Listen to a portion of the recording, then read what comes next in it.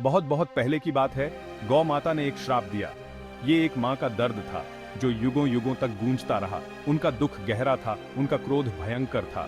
धरती कांप उठी और स्वर्ग रो पड़ा।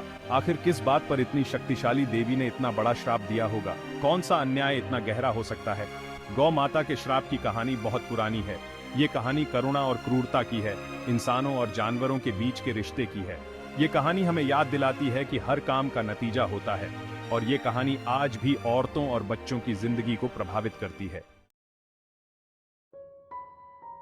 एक दिन भगवान कृष्ण और देवर्षि नारद गहरी बातचीत में मग्न थे। नारद, जो कि दिव्य ज्ञानी थे, अपनी यात्राओं और हर चीज के बारे में अपने ज्ञान के लिए जाने जाते थे। उन्होंने गौ माता के श्राप के कारण होने वाले कष्टों को देखा था। कृष्ण, नारद ने चिंता से भरी आवाज में पूछा, गौ माता, जो कि इतनी दयालु मां है, उन्होंने औरतों और बच्चों को श्राप क्यों दिया? ये बहुत कठोर सजा लगती है, चाहे कितना भी बुरा काम क्यों ना हो। कृष्ण, जो कि दिव्य रणनीतिकार थे और अपने ज्ञान और मानव स्वभाव की समझ के लिए जाने जाते थे, धीरे से मुस्कुराए। नारद, उन्होंने उत्तर दिया, ये श्राप एक लक्षण है, कारण नहीं। समझने के लिए हमें वापस उस जगह जाना होगा जहां से ये सब शुरू हुआ, रामचंद्र और उनकी गाय गौरी की कहानी तक। रामचंद्र एक किसान थे। वो अपने परिवार का पेट पालने के लिए कड़ी मेहनत करते थे। गौरी, उनकी गाय, उनकी सबसे कीमती संपत्ति थी। वो बहुत सीधी थी और हर रोज उन्हें गाढ़ा मलाई वाला दूध देती थी। रामचंद्र के बच्चे गौरी से बहुत प्यार करते थे। वो उसके बछड़े के साथ खेलते थे, जो कि बड़ी मासूम आंखों वाला एक नटखट सा जीव था। उनके लिए गौरी सिर्फ एक जानवर नहीं थी, वो उनके परिवार का हिस्सा थी। जीवन सादा था लेकिन अच्छा था। फिर उस इलाके में एक भयानक सूखड़ा पड़ा। सूरज बेरहमी से चमकता रहा, धरती झुलस गई, फसलें सूख गईं और मर गईं, नदियां सूख गईं। हर किसी के लिए समय कठिन था। खाना और पानी दुर्लभ हो गया। लोग परेशान थे, जानवर परेशान थे। गौरी भी कमजोर और पतली हो गई। वो मुश्किल से खड़ी हो पाती थी। दूध देना तो दूर की बात थी। भाग 5। एक निर्दयी काम। रामचंद्र का विश्वासघात। रामचंद्र निराश हो गए। उन्हें अपने परिवार को खिलाने की चिंता सताने लगी। उन्होंने गौरी को देखा, अपनी वफादार गाय को, जो अब एक बोझ बन गई थी। एक दिन मजबूरी में रामचंद्र ने गौरी को बेचने का फैसला किया। वो उसे बाजार ले गया, ये उम्मीद में कि उसे अच्छी कीमत मिल जाएगी। उसने गौरी की आंखों में गिहार को नजरअंदाज कर दिया। उसने उनके बंधन की यादों को, अपने बच्चों की उसके बछड़े के साथ खेलने की हंसी को नजरअंदाज कर दिया। उस समय उसने बस जीने का एक तरीका देखा। भाग 6। गौरी का प्रकोप। एक मां का श्राप गिरता है। रामचंद्र को पता नहीं था कि गौरी गर्भवती थी। जैसे ही वह उसे बाजार में घसीट कर ले गया, वह लड़खड़ा गई और गिर पड़ी। सदमे से उसका गर्भपात हो गया। अपने दर्द और निराशा में गौरी ने स्वर्ग की ओर पुकार की। धरती कांप उठी, आसमान में अंधेरा छा गया। गौरी, कोमल गाय, गौ माता, दिव्य माता का अवतार बन गई। तुमने उसके साथ क्रूरता दिखाई है जो वफादार थी। उसने दुख और क्रोध से भरी आवाज में कहा, तुमने एक मां के प्यार को धोखा दिया है। अब से औरतों को अपने बच्चे खोने का दर्द सहेना होगा।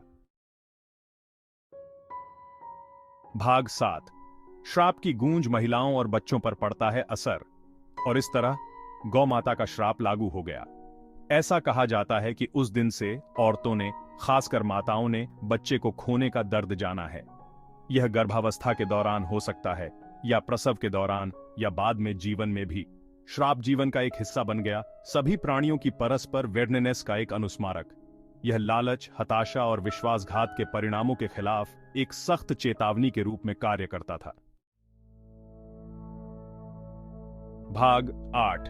कृष्ण की सलाह। श्राप का असली मतलब समझना। लेकिन कृष्ण, नारद ने जोर देकर कहा, क्या यह उचित है कि एक आदमी के कर्मों के लिए सभी औरतें पीड़ित हों? कृष्ण फिर से मुस्कुराए। उनकी आंखें करुणा से भरी हुई थीं। नारद, श्राप सजा नहीं है, बल्कि एक प्रतिबिंब है। यह उस दर्द की याद दिलाता है जो हम एक दूसरे पर तब देते हैं जब हम अपनी परस्पर निर्भरता को भूल जाते हैं। रामचंद्र का कार्य उस क्रूरता की क्षमता का प्रतिनिधित्व करता है जो हम सभी के भीतर मौजूद है। श्राप हमारे कार्यों के प्रभाव को दर्शाता है। वे न केवल खुद को, बल्कि हमारे आसपास की दुनिया को कैसे प्रभावित करते हैं। भाग 9। कर्म का वजन। कर्मों और उनके परिणाम। गौरी का श्राप। कृष्ण ने आगे कहा, कर्म की अभिव्यक्ति है, कारण और प्रभाव का नियम। हर कार्य, अच्छा या बुरा, ब्रह्मांड में एक लहर पैदा करता है। ये तरंगें अंततः हमारे पास लौट आती हैं, हमारे भाग्य को आकार देती हैं। श्राप हमें याद दिलाता है कि हम अलग थलग व्यक्ति नहीं हैं।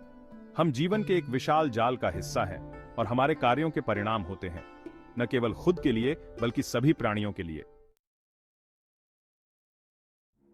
भाग 10। करुणा एक दवा के रूप में। दर्द के चक्र को तोड़ना, क्या इस श्राप से कोई बचाव नहीं है? नारद ने पूछा। उनकी आवाज चिंता से भरी हुई थी। क्या दुख को कम करने के लिए कुछ नहीं किया जा सकता है? कृष्ण ने सिर हिलाया। हमेशा एक विकल्प होता है नारद। श्राप उम्र कैद की सजा नहीं है, बल्कि एक अवसर है। ये करुणा, समझ, बदलाव का आह्वान है। क्रूरता के ऊपर दया, उदासीनता के ऊपर सहानुभूति का चुनाव करके हम दर्द और पीड़ा के चक्र को तोड़ सकते हैं। हम एक ऐसी दुनिया बना सकते हैं जहां गौरी के दर्द को याद रखा जाए, दोहराया न जाए। भाग 11। एक कालातीत सबक। चुनौतियों की दुनिया में दया का चुनाव। गौ माता के श्राप की कहानी हमारी परस्पर संबद्धता की एक शक्तिशाली याद दिलाती है। यह एक ऐसी कहानी है जो समय और संस्कृति से परे है, जो मानव होने का अर्थ क्या है इसके मूल तक बोलती है। यह हमें याद दिलाता है कि हमारे छुए के परिणाम होते हैं। यह हमें दया चुनने, सहानुभूति के साथ कार्य करने और एक ऐसी दुनिया बनाने के लिए चुनौती देता है जहां अतीत के दर्द को भविष्य में न दोहराया जाए। पसंद हमेशा की तरह हमारी है।